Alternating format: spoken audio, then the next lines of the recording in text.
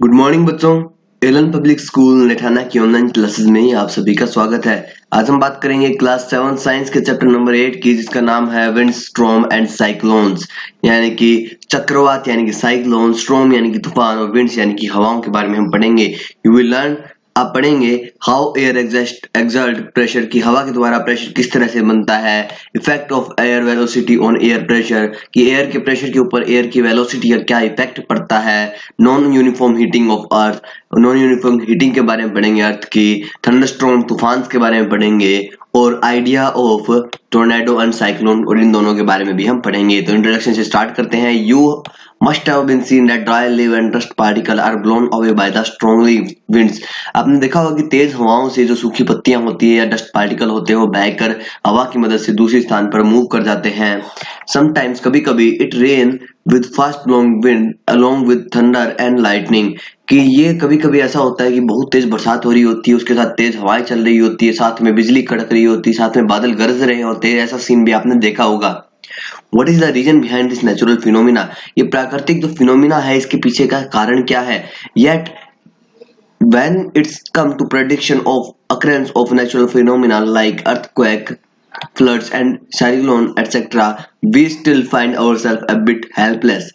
इन चीजों का फिर भी हम जो ये चीजें हैं, जैसे कि हमारी नेचुरल फिनोमिनाज है, अर्थक्वेक, फ्लड एंड जो साइक्लोन्स है, इन सब के बारे में प्रेडिक्ट करने के लिए, अंदाजा लगाने के लिए हम अभी भी हेल्पलेस है। हम इन चीज को अंदाजा है वो नहीं लगा सकते।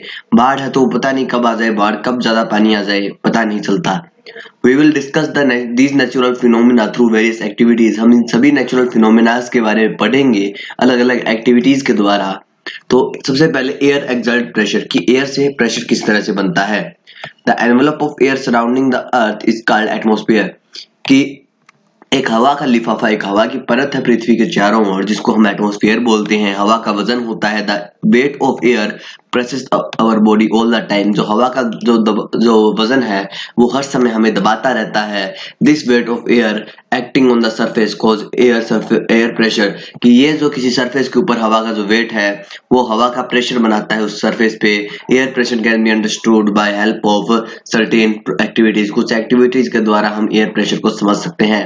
तो उससे पहले आपको साइड में यहाँ पे इम्पोर्टेंट क्यों है ये बताया हुआ है कि it is necessary to alert like about natural phenomena like thunderstorm, cyclone, tornadoes timely we become safe from these phenomena।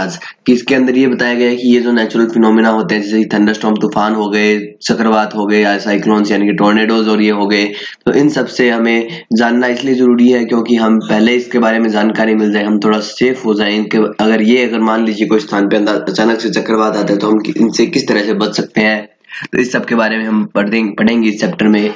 अब हम पढ़ते हैं सबसे पहले एक्टिविटी नंबर 1 कि to show air exert pressure, कि ये बात प्रूव कैसे होती है कि हवा है वो एयर जो है वो प्रेशर एक्सर्ट करती है। मटेरियल चाहिए आपको, एक बर्तन चाहिएगा, एक पानी चाहिएगा और स्क्वायर कार्डबोर्ड पीस, एक कार्डबोर्ड का छोटा टुकड़ा चाहिएगा। Fill the tumbler with water to the brim, कि उसके फुल से थोड़ा सा कम तक इसको आपको एक टम्बलर, एक बर्तन को पानी से भर देना है। Cover it with the cardboard piece, उसको कार्डबोर्ड के टुकड़े से आपको ढक देना है। Turn the glass upside down, glass को आपको पलट देना है, उसको पूरा भर के ग्लास को पलट देना है। स्लोली रिमूव योर हैंड, बाद में अपना हाथ है वो धीरे से आपको हटाना है। आप क्या देखेंगे कि cardboard does not fall, cardboard नहीं गिरेगा, as water stay in the glass, और पानी ग्लास में ही रहेगा। कारण एयर पुशेज द कार्डबोर्ड, अब जो हवा है वो पानी को, कार्डबोर्ड उसको ऊपर पुश कर रही होती है और प्रिवेंट इट्स फ्रॉम फॉलिंग, उसको गिरने से बचा रही होती है। दूसरी एक्टिविटी जो एयर का प्रेशर शो करती है, उसके लिए आपको चाहिए 1 लीटर टिन कैन, 1 लीटर का टिन कैन चाहिए जिसका स्क्रूएबल यानी कि ढक्कन हो लीड वाला, और स्क्रूएबल यानी कि जो राउंड करके टाइट हो, इस टाइप का आपका ढक्कन होना चाहिए। और क्या चाहिए आपको, ट्राइपॉड स्टैंड बर्नर चाहिएगा और ठंडा पानी चाहिएगा। तो मेथड क्या है, pour a full water of a tin in the tin can, heat the water as shown in the figure, कि जो पूरा जो टिन कैन है उसको आपको पानी से फुल भर लेना है और उसको हीट करना है, जैसा कि यहाँ पे डायग्राम में दिखाया गया है।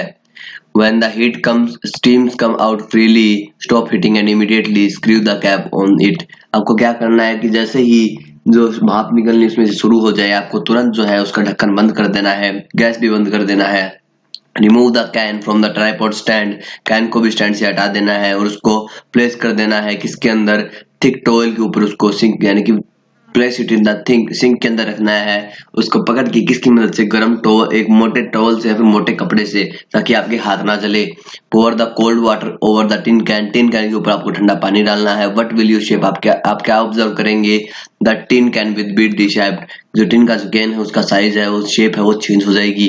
इनिशियल शुरुआत में the pressure of air outside the can and steam inside the can is the same. शुरुआत में क्या था, जो प्रेशर था अंदर की तरफ, जो स्टीम का जो प्रेशर था वो अंदर की तरफ, और बाहर की तरफ जो एयर का प्रेशर था वो दोनों सेम थे।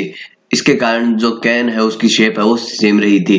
हाउएवर जैसे ही हमने क्या किया, when the can is capped and cold water is poured on it, जैसे ही हमने इसका जो कैप है उसको बंद कर दिया और उसके ऊपर ठंडा पानी डाला, the steam inside it is suddenly change to water, जो उसके अंदर स्टीम थी वो अचानक से पानी में बदल गई, और उसके कारण क्या हुआ, this in turn causes A near vacuum inside the can, उसके अंदर एक कैन के अंदर छोटा सा वैक्यूम यानी कि निर्वात का स्थान बन गया।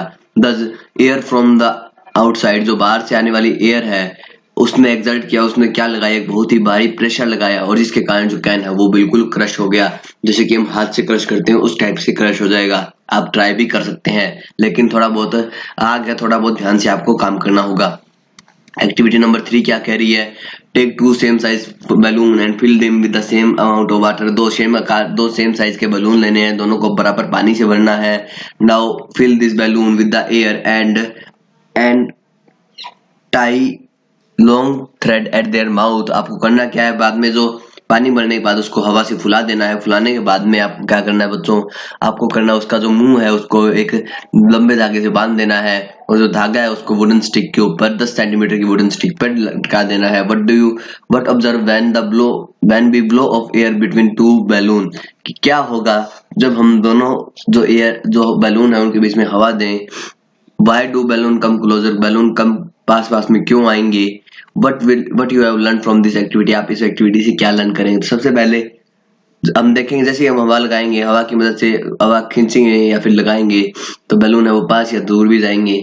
when we blow air, जब हम हवा देंगे, between the बैलून के बीच में, air pressure between them decrease, हवा के बीच का जो प्रेशर होगा इन दोनों बैलून्स के बीच का वो कम हो जाएगा, और इसके कारण क्या होगा, जो एक साइड होगा वो उसकी दूसरी साइड की ओर पुश करेगा एक दूसरे को, और दोनों है वो पास आएंगे।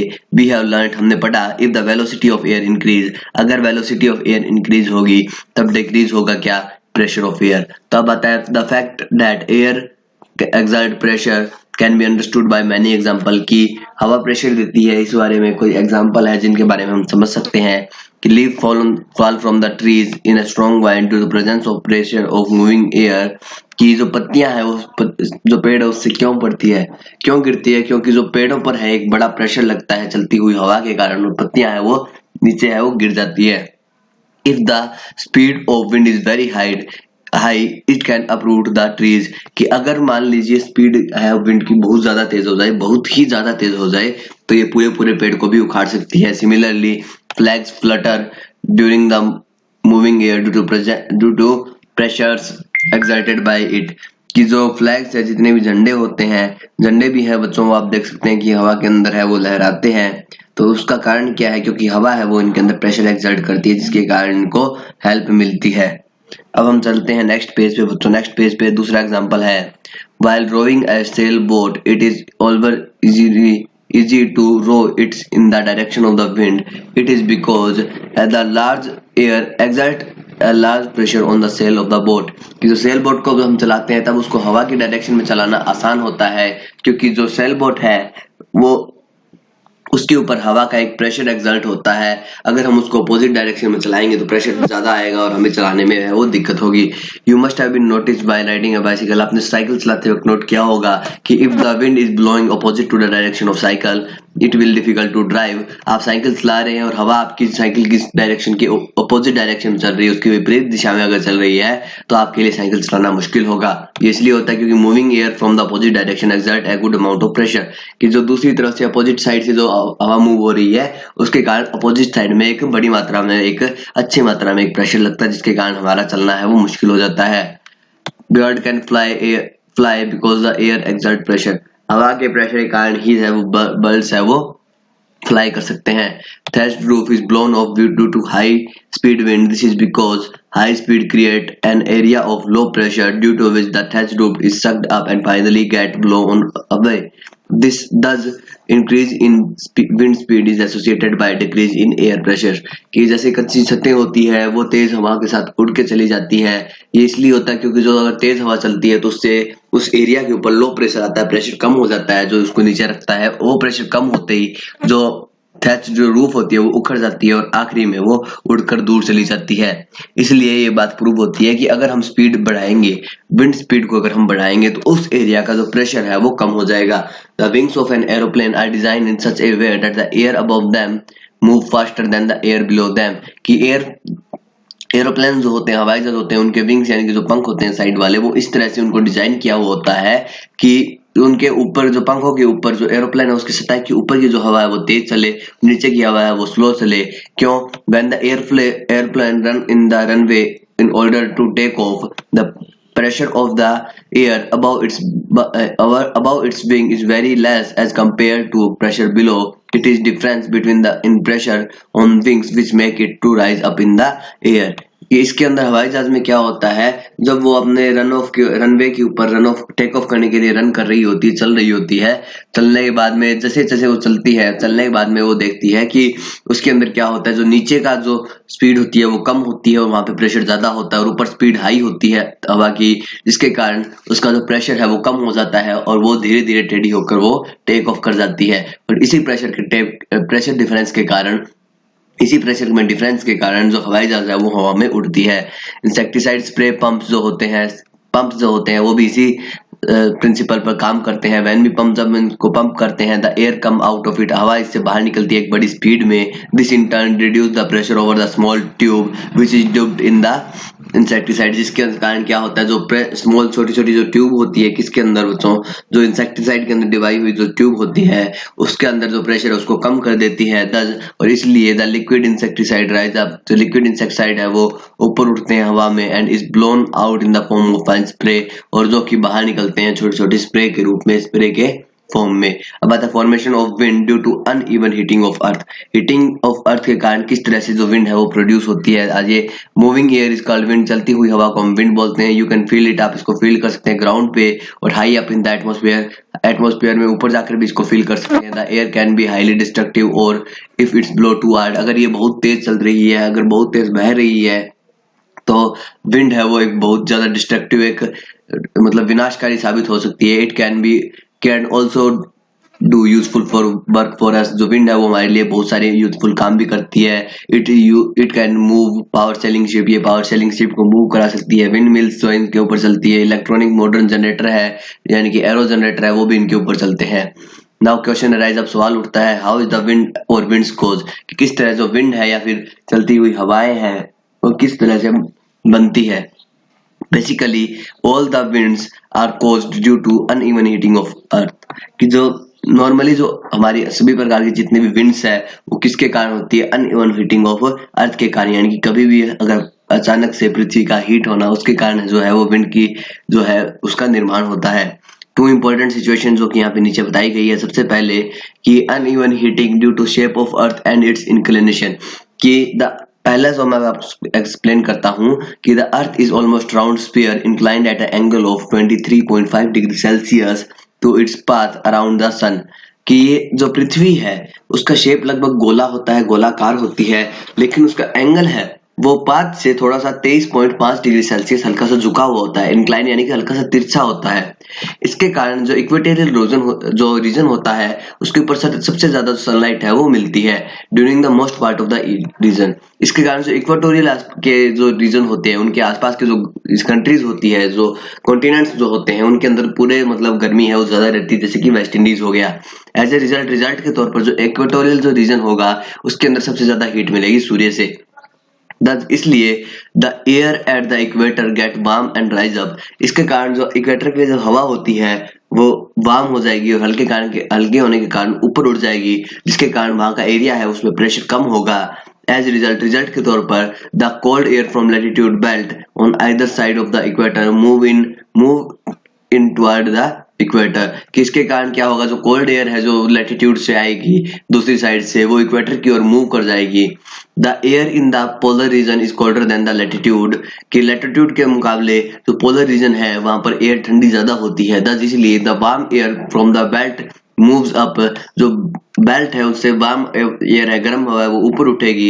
And the cold air move down from the polar regions, और जो कोल्ड हवा है, जो ठंडी हवा है, वो नीचे की ओर मूव करेगी पोलर रीजन से। Such movement of air from warmer to colder और colder to warmer region is rise wind current, कि गर्म से ठंडी जगह पर, ठंडी से गर्म रीजन्स के अंदर एयर की मूवमेंट है वो किसको जन्म देती है, वो देती है विंड करंट को जन्म। The wind current do not move in the north south direction from north और साउथ और फ्रॉम साउथ टू नॉर्थ, कि जो विंड करंट है वो नॉर्थ साउथ डायरेक्शन में मूव नहीं करते, यानी कि नॉर्थ से साउथ मूव नहीं करते और साउथ से नॉर्थ मूव नहीं करते। The rotation of Earth about its axis caused a change in their direction as shown alongside, जैसा ही नीचे बताया गया है उसके अकॉर्डिंग जो पृथ्वी है उसकी रोटेशन के कारण उसकी जो डायरेक्शन है उसमें किस तरह से चेंज आता है वो बताया हुआ है यहाँ पर, कि जो लाल एरो जो है वो क्या डिनोट कर रहा है और यहाँ पे जो ब्लैक है वो क्या डिनोट कर रहा है। ब्लैक एरो का मतलब ये है कि कूलर हवा जो है वो लैटिट्यूड से आ रही है इक्वेटर की ओर 30 डिग्री के एंगल पे, और जो रेड एरो है वो दिखा रही है कि जो एयर है वो पोल से आ रही है 60 डिग्री लैटिट्यूड पर, और कहाँ पे जा रही है, लैटिट्यूड की ओर जा रही है, टुवर्ड 60 डिग्री लैटिट्यूड्स की ओर जा रही है। द ऑल्सो वार्मर एयर, जो गर्म हवा है वो 60 डिग्री है, वो ऊपर भी उठ रही है। तो ये इस टाइप से आप डायग्राम से आप इजीली समझ सकते हैं। जो दूसरी बात है वो आता है uneven heating of land and sea, कि लैंड और जो सी है उनकी अनइवन हीटिंग के कारण। Uneven heating of land and water on the earth also cause wind current, कि जो हमारे लैंड और वाटर पे जो अनइवन हीटिंग है उसके कारण भी विंड करंट है वो प्रोड्यूस होते हैं। ड्यूरिंग समर, समर के दौरान, पार्टिकुलरली नियर इक्वेटर, इक्वेटर के आसपास, land warm up faster and the water in the oceans, और जो लैंड और जो होती है, जो हमारी जमीन जो होती है वो बहुत तेजी से गर्म होती है, किसकी तुलना में, जो ओशियंस के अंदर पानी होती है उसकी तुलना में। the air over land gets warm and rise up, जो जमीन के ऊपर जो हवा होती है वो गर्म होती है और ऊपर उठती रहती है।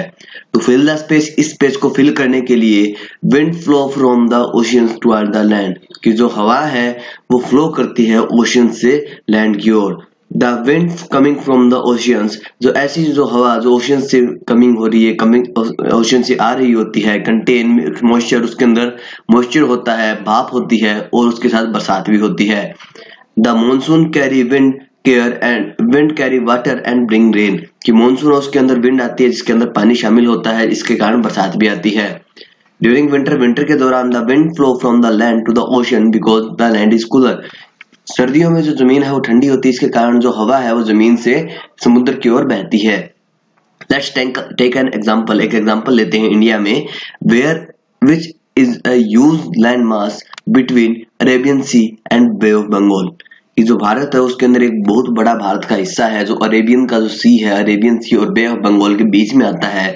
इन मानसून, इन समर के दौरान, in month of May and June, May और जून के जो महीने होते हैं उनमें the sun shines equally on the water and the land mass, जो सन है वो चमकता है बराबर, सूरज जो है वो सूरज पृथ्वी और हमारे जो धरती है इंडिया की और जो पानी है उस पर बराबर चमकता है। इसके कारण लैंड मास जो होता है वो बहुत ज्यादा गर्म हो जाता है, किसके तुलना में, जो पानी होता है उसके आसपास उसकी तुलना में। The air above the India get host, Bharat के ऊपर की जो हवा है वो गर्म हो जाती है, हल्की हो जाती है और ऊपर उठती रहती है। This result in drop of pressure, जिसके कारण प्रेशर कम हो जाता है। The cold air laden with the moisture from the Arabian in the sea, Arabian sea and bay of Bengal, कि कोल्ड एयर है वो आती है मॉइस्चर के साथ, मॉइस्चर के साथ जो कोल्ड एयर है वो मॉइस्चर लाती है, कहाँ से, अरेबियन सी और बे ऑफ बंगाल से। Start blowing throughout the Indian land masses, जो कि भारत की जो लैंड मासेस हिस्से हैं उसकी ओर मूव करना शुरू कर जाती है। This continues for the month of July and August, जो कि जुलाई और अगस्त के अंदर ज्यादा होती है, जिसके कारण भारत में बहुत सारे बरसात है वो होती है। This wind cycle is called monsoon, इस विंड साइकिल को मानसून बोलते हैं। द वर्ड मानसून, जो वर्ड मानसून है वो कहाँ से, एक अरेबिक वर्ड है मस्ट्रम, उससे मात्रसम, उससे वहां पे लिया गया, जिसका मीनिंग होता है सीजन यानी कि मौसम।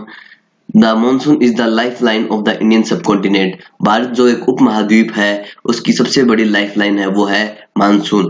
It provide plenty of water for the agriculture activities. खेती के लिए जितना आवश्यक पानी होता है वो सभी कहाँ से प्रदान किया जाता है, वो सभी का सभी जितना भी पानी है वो मानसून द्वारा प्रदान किया जाता है। इन विंटर के अंदर the direction of wind get reverse. जो डायरेक्शन ऑफ विंड है वो रिवर्स हो जाती है। Indian subcontinent become very cold as compared to water in Bay of Bengal and Arabian Sea। कि भारत का जो जमीनी हिस्सा है वो बहुत ज्यादा ठंडा हो जाता है अरेबियन सी और बे ऑफ बंगाल के पानी की तुलना में। as the air rise above the sea become warm and rise up। कि जो समुद्र है उसके ऊपर की हवा है वो गर्म हो जाती है और ऊपर उठना शुरू हो जाती है। टू टेक इट्स प्लेस, इसकी जगह लेने के लिए कोल्ड जो हवा होती है नॉर्थ ईस्ट स्टेट के अंदर और बंगाल और उड़ीसा के अंदर वो समुद्र की ओर जाना शुरू कर देती है, मॉइस्चर लेती है। And when the air is Tamil Nadu, जब ये जो हवा है वो तमिलनाडु पहुंचती है, it cause a lot of rain, जहाँ पे उसके कारण वहां पर बहुत ज्यादा बरसात है वो हमें देखने को मिलती है। This wind cycle is called winter monsoon. इसको हम विंटर मानसून के नाम से जानते हैं। इन एडिशन, इसके अलावा, इस मानसून के अलावा there are other wind cycle such as trade winds, westerlies etcetera in different part of world. Bharat में तो ये मानसून हो गया, इसके अलावा और भी बहुत सारी जो पूरी दुनिया में अलग अलग विंड साइकिल है जिसको ट्रेड विंड्स और वेस्टर्लीज भी कहा गया है। All this wind cycle are caused due to uneven heating of land. ये सभी अनइवन हीटिंग ऑफ लैंड और वाटर के साथ साथ शेप ऑफ अर्थ की अनइवन हीटिंग के कारण ही प्रोड्यूस होती है। तो यहाँ पे आप देख सकते हैं डायरेक्शन ऑफ विंड वगैरह दिखाई हुई है इस ग्राफ के अंदर अच्छे से। अरेबियन सी से किस तरह आती है, बे ऑफ बंगाल से किस तरह आती है, कोलकाता से नॉर्थ दिल्ली की ओर किस तरह से हवा है वो मूव कर रही होती है। फिर इसके बाद में जो हमारा यहाँ पे सी है, सी से वे ऑफ बंगाल के कारण आती है। बरसात किन एरिया में क्यों होती है ज्यादा, जहाँ पे कम होती है उनको किस तरह से कौन से कलर में है वहां पे बताया हुआ है। तो बच्चों ये बात आप अच्छे से समझ लेना कि कौन कौन से एरिया है जहाँ पर बरसात ज्यादा होती है, कौन से बहुत कम होती है, किस कारण से होती है, हवा की डायरेक्शन है वो क्या रहती है। और यहाँ पे नीचे बताया हुआ है नॉर्मल डेट ऑफ विड्रॉल की जो नॉर्मल डेट है वो बताई हुई है हवा की। तो ये भी आप जो ग्राफ है वो अच्छे से आप देख लेना, याद कर लेना। हम चलते हैं नेक्स्ट पे। यहाँ पे असाइनमेंट है, असाइनमेंट आप अच्छे से कर सकते हैं, असाइनमेंट में कोई दिक्कत नहीं है। 3-4 क्वेश्चन है इजी और 2 आंसर करने हैं आपको, तो ये आप आसानी से कर लेना। अब आता है थंडरस्टॉर्म के बारे में पढ़ते हैं, तूफान के बारे में पढ़ते हैं कि तूफान क्यों आते हैं, किस तरह से आते हैं, किससे उनका निर्माण होता है। A thunderstorm is a kind of weather। ये एक वेदर का प्रकार होता है जिसके अंदर क्या होता है बच्चों, हैवी रेन यानी भारी बरसात होती है, भारी गरज होती है और जो लाइटनिंग है बिजली भी बहुत ज्यादा वो है वहां पर प्रभाव डालती है।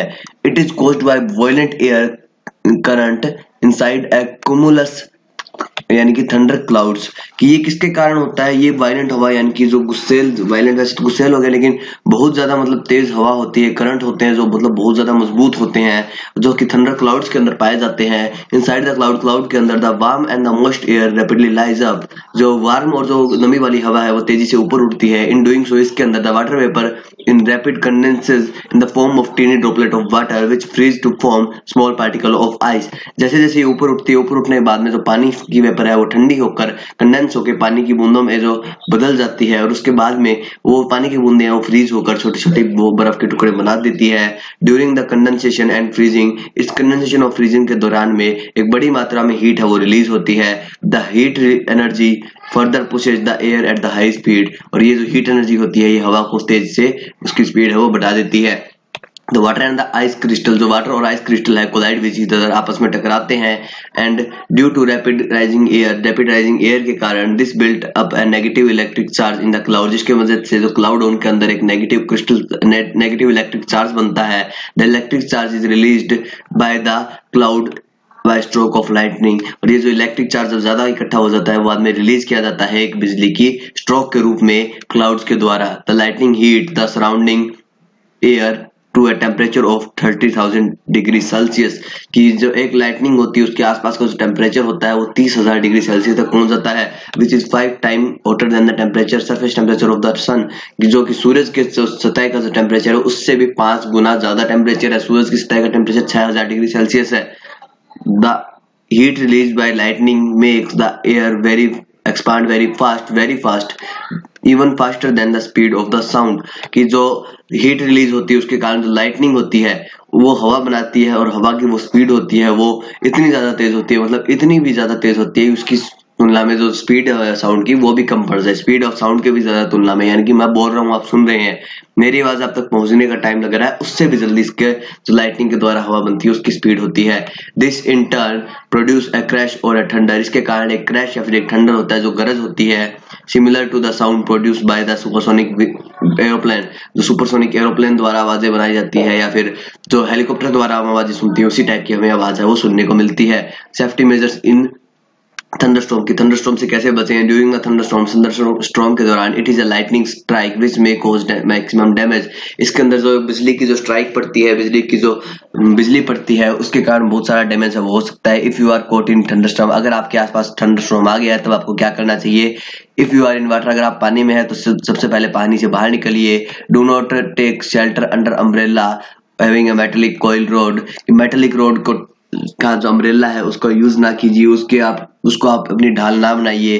Take a shelter of a small tree के नीचे जाइए। डू नॉट स्टैंड एरेक्ट और lie flat on the ground, ना ही आपको जो है पेड़ उसके नीचे सीधा खड़ा रहना है, ना ही जमीन पे लेट जाना। आपको करना क्या है, आपके अपने सिर को ढकना है किसी क्लॉथ से और lie close to the ground, और क्लोज ग्राउंड के पास आपको बिल्कुल बैठ जाना है।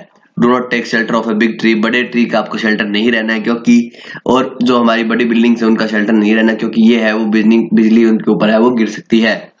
The best place to take shelter is a bus और ए कार, सबसे बेस्ट प्लेस है जगह बचने के लिए इनसे वो है कार या फिर बस, जहां भी आपको दिखे उसके अंदर जाके बैठ जाइए। इट इज बिकॉज, क्योंकि जो लाइटनिंग होती है वो स्ट्राइक करती है लेकिन it get earth without causing any damage, ये वापस अर्थ के रूप में चली जाती है बिना डैमेज किए, ये इनके स्ट्रक्चर के कारण होता है।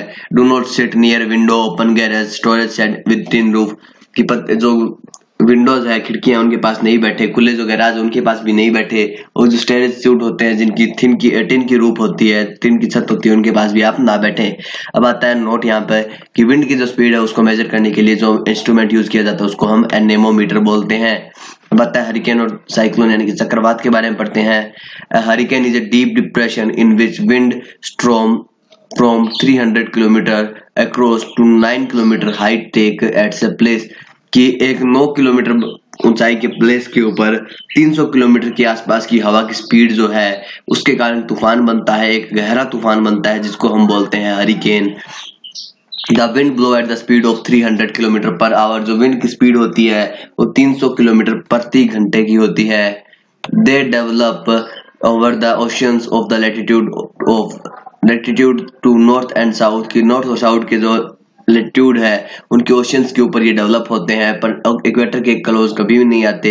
They never originate at the on the land mass, ये कभी भी जमीन पे पैदा नहीं होते, but often penetrate the margin of continent, लेकिन ये पेनिट्रेट करते हैं मतलब चीर देते हैं, एक बड़े बड़े कंटिनेंट्स को भी चीर सकते हैं लेकिन ये जमीन पे आते नहीं है। The word hurricane is used in USA, जो वर्ड हरिकेन है वो यूएसए में यूज किया गया था, एंड वेस्ट इंडीज के अंदर यूज किया गया था टू डिस्क्राइब दीज स्टॉर्म्स को डिस्क्राइब करने के लिए। इसके ऊपर जो डू यू नो आप जानते हैं, all the storm are low pressure system, जितने भी तूफान होते हैं उनका प्रेशर है वो लो होता है। Destructive capacity of a wind storm increase with increase in the wind speed, जैसे जैसे विंड की स्पीड बढ़ जाती है तूफान की किसी चीज को विनाश करने की जो कैपेसिटी क्षमता है वो भी बढ़ जाती है और वो इतनी जल्दी नुकसान करता है, हमें प्रिकॉशनरी जो मेथड्स हमने ऊपर पढ़े उनसे बचने के वो भी हम नहीं कर पाते। इन चाइना के अंदर इन स्टॉर्म को क्या कहा जाता है बच्चों? इन स्टॉर्म को कहा जाता है टाइफून, और इंडिया में इंडियन ओशियन में इसको कहा जाता है साइक्लोन, और ऑस्ट्रेलिया में इनको कहा जाता है विली विलीज। तो इनके अलग अलग नाम है, कौन कौन से देश है वो अलग अलग इनके नाम रखे हुए हैं। हाउ हरिकेन फॉर्म, हरिकेन कैसे बनता है? Hurricane form in only warm wet conditions usually over a sea in tropical areas near the equator, ये है वो ज्यादातर एक गर्म क्लाइमेट के अंदर वेट कंडीशंस में बनता है, जो कि ज्यादातर ट्रॉपिकल एरिया जो होते हैं, ट्रॉपिकल रेन फॉरेस्ट वाले जो एरियाज होते हैं उनके पास में, जो इक्वेटर के पास है वो ज्यादातर इनका निर्माण होता है। ट्रॉपिकल सीज के अंदर सिर्फ सीज के अंदर बनते हैं, लैंड पे कभी नहीं बनते। मैं आपको फिर से ये बात बता देता हूँ। The hurricane start over warm tropical seas, जो हरिकेन है वो वार्म जो गर्म ट्रॉपिकल सीज होते हैं उनसे स्टार्ट होते हैं। Where the wind from the opposite direction meet, अलग अलग डायरेक्शन की जो हवाएं है वो यहाँ पे मिलती है। Causing upward spiral in of air, जो कि एक स्पाइरल यानी कि एक जैसे कि आपने देखा होगा भूल भुलैया टाइप आपको, या फिर आपको जैसे कि हिप्नोटाइज वगैरह करते हैं लोग, उसके अंदर आपको दिखाया होगा कि एक गोला सा घूमता रहता है, उसके अंदर एक स्पाइरल, एक लगातार गोल एक लाइन होती है, जलेबी के आकार की है जैसे होती है, उस टाइप का स्पाइरल है, उस टाइप का हवा के अंदर स्पाइरल बना देता है ये। This cause the warm water vapour from the sea to rise upward. इसके कारण जो वार्म वाटर वेपर होती है सी की, वो ऊपर उठ जाती है। जैसे ही वाटर वेपर ऊपर उठती है, it take the heat of the atmosphere, वो एटमोस्फेयर में हीट है वो ले लेती है, और क्या होती है, ये कंडेंस हो जाती है, ठंडी हो जाती है, किसके रूप में, क्लाउड्स के रूप में। Heat energy is released as water vapour condensed. जैसे जैसे वाटर वेपर है वो कंडेंस होती है, बर्फ में पानी में बदलती है, उसमें से हीट एनर्जी है वो रिलीज होती है। This heat is called latent heat. इस हीट को लेटेंट हीट बोलते हैं। This further warm up the surrounding air. इसके कारण जो आसपास की एयर है वो और ज्यादा गर्म होती है। विच राइज इवन फास्टर, जो और तेजी से ऊपर उठती है। ऊपर उठने के बाद में the upward draught begins to act like spiral. जो ऊपर का जो एरिया है वो एक स्पाइरल की तरह बिहेव करना शुरू हो जाता है। Drawing in the air at the bottom and blowing it to out on the top. कि जो हवा है उसको नीचे से लेता है और ऊपर निकाल देता है। इसलिए इसके बीच में कोई भी चीज आती है वो नीचे से इसके अंदर घुस जाती है, और ऊपर से उसको फेंक देता है। वो कितनी दूर जाती है उसका आपको आइडिया भी नहीं होगा। Due to this upward draught, इस अपवर्ड ड्रॉट के कारण the air from the surrounding, आसपास की जो सराउंडिंग एरिया की जो एयर है, is not only drawn in but also start spiralling. वो सिर्फ अंदर ही नहीं घुसती बल्कि लगातार घूमती रहती है। The air speed up in the spiral inward. जैसे जैसे स्पाइरल में घूमती रहती है उसकी स्पीड बढ़ती जाती है। This in turn increase the speed of air going up in the spiral। जैसे जैसे वो स्पाइरल में ऊपर जाती रहती है उसकी स्पीड है वो और तेज होती है, और तेज होना शुरू हो जाती है। This also draw more water vapour from the seas. इसके कारण जो पानी है उसमें, जो सीज है उसमें से और ज्यादा वाटर वेपर है वो ली जाती है। विच release more energy on rising up. जो ऊपर उठने पर बहुत ज्यादा एनर्जी है वो रिलीज करती है। दस kind of chain reaction is setup. इस प्रकार की एक चेन रिएक्शन है वो बैठ से सेटअप हो जाती है। Releasing increasing amount of energy, जो कि एक बड़ी मात्रा में एनर्जी रिलीज करती है, लगातार इंक्रीज करती रहती है। And make hurricane self sustaining. और इसके कारण जो हरिकेन है वो लगातार बढ़ता रहता है, अपना जो साइज है वो बढ़ाता रहता है और अपने आप है वो जीवित रहता है। With the release of light large amount of energy the hurricane spiral at a great speed can cause heavy rain in its path। कि जो हरिकेन है वो जैसे जैसे मूव करता है, बट जैसे जैसे इसमें एनर्जी रिलीज होगी उसका जो स्पीड है वो बढ़ती जाएगी, और वो अपने रास्ते के अंदर जगह जगह पर हैवी रेन्स करता जाएगा। The hurricane die out only when it move over land mass. ये सिर्फ तभी खत्म होगा जब ये लैंड मास के ऊपर पहुंच जाएगा। It is because it's supply of energy warm water is cut off. इसकी जो एनर्जी की सप्लाई है यानी कि जो वार्म वाटर है वो वहां पे इसको नहीं मिलेगा, और लैंड मास पे आते ही थोड़े बहुत डिस्ट्रक्शन करेगा। डिस्ट्रक्शन करने के बाद में ये अपने आप खत्म हो जाएगा। The region of spiral like low pressure. जो रीजन होता है स्पाइरल का वो लो प्रेशर का होता है। अराउंड विच, जिसके आसपास जो वाटर वेपर होती है वो स्पाइरल करती रहती है। Is the eye of hurricane. वो हरिकेन की आई होती है यानी कि आंख होती है। The whole hurricane is something like a giant wheel lying on its side. कि ये एक बड़े बड़े व्हील, एक बड़े पहिए की जैसा होता है जो लगातार घूमता रहता है अपनी साइड के ऊपर। It is more than 1000 metre thick. ये 1 किलोमीटर से भी यानी कि ज्यादा है वो मोटा होता है। मीटर होगा या किलोमीटर ये आप देख लेना एक बार। इसमें 80 to 500 किलोमीटर वाइड, 80 से 500 किलोमीटर चौड़ा हो सकता है। स्पाइनिंग अराउंड है काम सेंटर, और एक आसान एक छोटे शांत जगह के चारों ओर घूम रहा होता है। विच में बी सेवरल किलोमीटर अक्रॉस, जो कि कुछ किलोमीटर की हो सकती है। मतलब बीच का इसका जो होता है एरिया वो एकदम शांत होता है, जिसको हम इसका आई भी बोलते हैं। वेल स्पिनिंग हरिकेन, एक बड़ी वेल स्पिनिंग जो हरिकेन है, move across the surface of the C.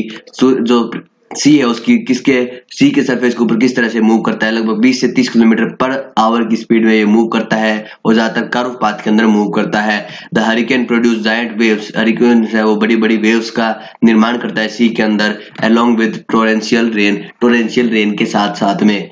Next page पे चलते हैं बच्चों। नेक्स्ट पेज पे यहाँ पे बताया गया है नियर द कोस्टल रीजन के आसपास दे कॉज टोरेंटियल रेन। ये टोरेंटियल रेन का निर्माण करते हैं। Flooding it with huge sea waves, और वो उसको बाढ़ से भर देते हैं एरिया को। किससे? ह्यूज सी वेव, बड़ी बड़ी सीज की जो लेयर्स है, जो वेव्स है उनके कारण।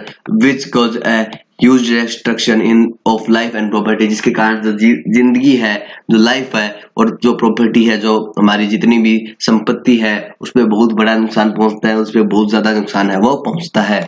अब आता है टोर्नेडोज। तो आइए टोर्नेडोज के बारे में पढ़ते हैं कि टोर्नेडोज क्या होते हैं, किस तरह से बनते हैं और कहाँ पर बनते हैं, मिट्टी में बनते हैं, जमीन में बनते हैं, इन सब के बारे में पढ़ते हैं। Tornado is violent. टोर्नेडो है वो हिंसक होता है।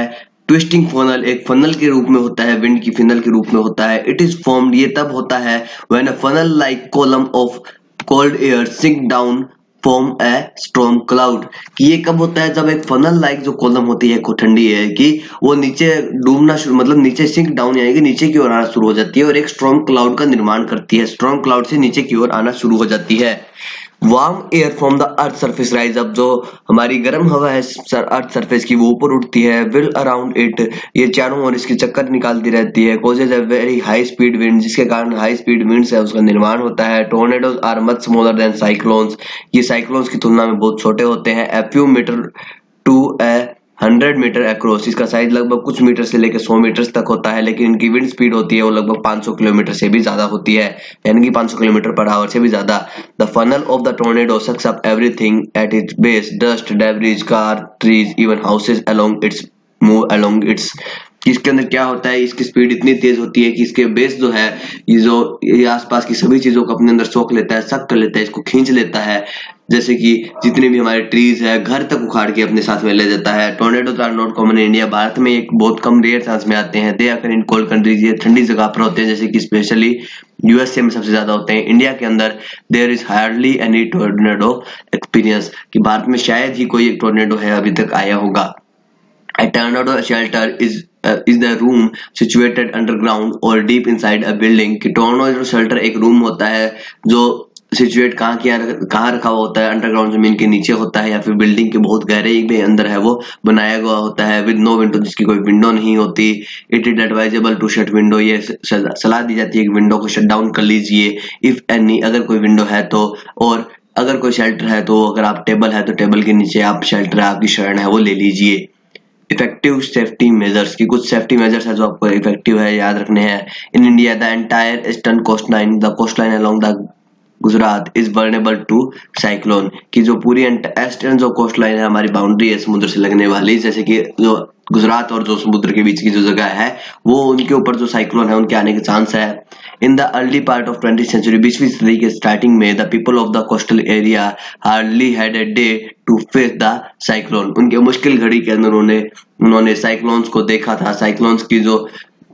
साइक्लोन्स जो आए थे उनको फेस किया था। They were unable to evacuate from their homes in the time, उनके पास इतना समय नहीं था कि वो अपने घरों से बाहर निकल सके, इवैक्यूएट कर सके अपने घर से। यूज द सफर हेवीली, उन्होंने बहुत भारी है वो पीड़ा सही, पीड़ित हुए वो इस तूफान से, इस साइक्लोन से। The house used to get destroyed and cattle perished, कि जितने भी हाउस थे वो डिस्ट्रॉय हो गए, जितने भी जो कैटल्स थे, भेड़ बकरी थी, वो सभी की सभी पेरिश्ड, जितने भी भेड़ बकरियां थी और इंसान थे वो सभी डेथ हो गए, मर गए, बहुत सारे नुकसान हुआ यहाँ पर।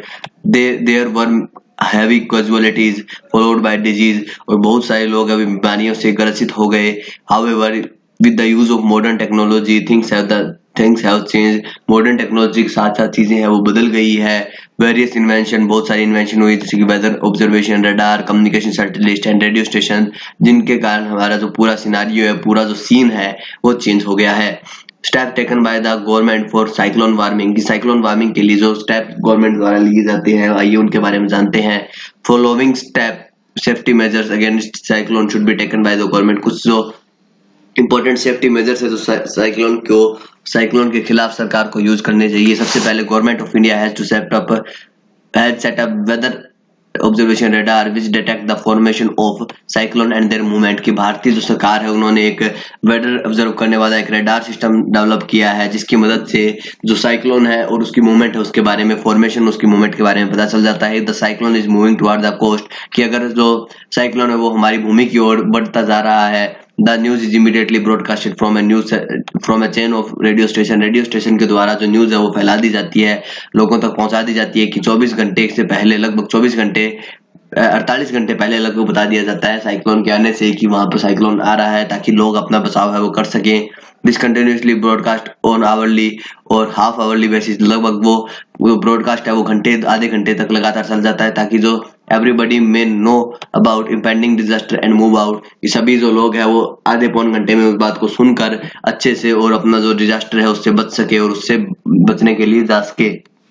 There must be administrative arrangement for the moving people faster to a safer place। कि एक एडमिनिस्ट्रेटिव जो मैनेजमेंट है वो इस टाइप की होनी चाहिए ताकि जो पेपर वहां से छोड़ के जा रहे हैं उनसे बचने के लिए उनको एक सेफर जगह मिल जाए, सेफ जगह मिल जाए। Cyclone shelter must be constructed in the cyclone prone area. Cyclone prone area के अंदर साइक्लोन जो शेल्टर है उनको बनाए जाने चाहिए।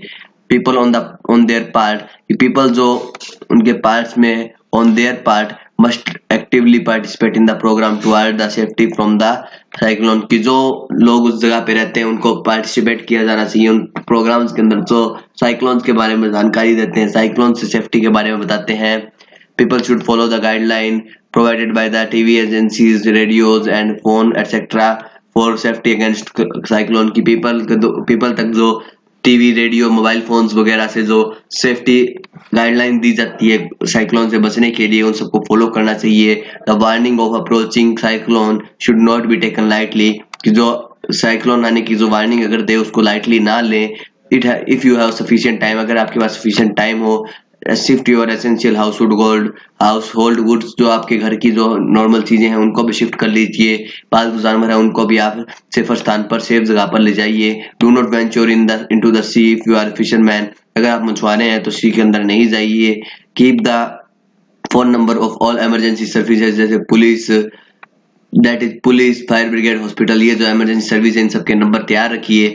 Do not drive on road पर ड्राइव ना कीजिए which have been submerged under water, जिसके अंदर पानी है वो भरा हुआ हो। The flood might have damage the road, की फ्लड्स वहां पर आई हुई है उसके कारण जो डैमेज है रोड जो है वो डैमेज हो सकती है जिसके कारण आपकी जो गाड़ी है वो फंस सकती है, इसलिए आपको उन पे ड्राइव नहीं करना चाहिए। 8.9 साइक्लोन क्या कह रहा है? Do not drink water which is contaminated by the flood water से बचा हुआ पानी कभी पीना नहीं चाहिए। If you have to take it then first filter it and then boil it half an hour to kill all the germ and bacteria. अगर आपको उसको पीना जरूरी है, आपके पास दूसरा पानी नहीं है, तो सबसे पहले उसको फिल्टर कीजिए और उसको आधे घंटे तक उबालिए ताकि उसके अंदर जितने भी जर्म्स और बैक्टीरिया है वो सारे डेड हो जाए, वो सारे मर जाए। Cooperate with your fellow neighbours and friend, अपने जो फेलो नेबर है, पड़ोसी है और आपके जो फ्रेंड है उनके साथ कोऑपरेट कीजिए। Do not put pressure on the rescue worker और for taking you to the safety, कि जो रेस्क्यू वर्कर होते हैं उनके ऊपर दबाव ना डालिए कि वो आपकी सेफ्टी सबसे पहले कीजिए, क्योंकि उनको सबकी सेफ्टी करनी होती है। They know their job better, वो अपने काम को हमसे ज्यादा जानते हैं। Do not touch electric poles, fallen wires and wet switches, गीले स्विचेस को, गिरे हुए जो तार है और जो पोल है इलेक्ट्रिसिटी के उनको टच नहीं करना चाहिए। यू कैन गेट इलेक्ट्रोक्यूटेड, आपको है वो करंट लग सकता है। Do not make unjustified demand from the administration, जो हमारा प्रशासन है उनसे अनजस्टिफाइड डिमांड यानी कि ऐसी डिमांड जो पूरी ना हो उसकी वैसी डिमांड ना कीजिए। असाइनमेंट है तो फिर in the blanks, answer the following question और ट्रू फॉल्स है आप आसानी से कर सकते हैं चैप्टर के आधार पर। और माइंड मैप जो है तो माइंड मैप आप समझ सकते हैं कि विंड क्या होती है, विंड करंट क्या होते हैं, फिर स्टॉर्म के बारे में बताया गया है, सबसे पहले साइक्लोन के बारे में बताया हुआ है, फिर उसके बाद में टोर्नेडो के बारे में बताया हुआ है, फिर विंड एनर्जी और विंड स्पीड के बारे में बताया गया है। तो बच्चों चैप्टर यहाँ पे कंप्लीट होता है। आशा करता हूँ आपको ये चैप्टर समझ में आया होगा। हम मिलेंगे नेक्स्ट चैप्टर के साथ नेक्स्ट वीडियो में। तब तक के लिए घर में रहें, सुरक्षित रहें, अपने माता पिता का कहा माने और होमवर्क है वो रेगुलरली करते रहें। बाय।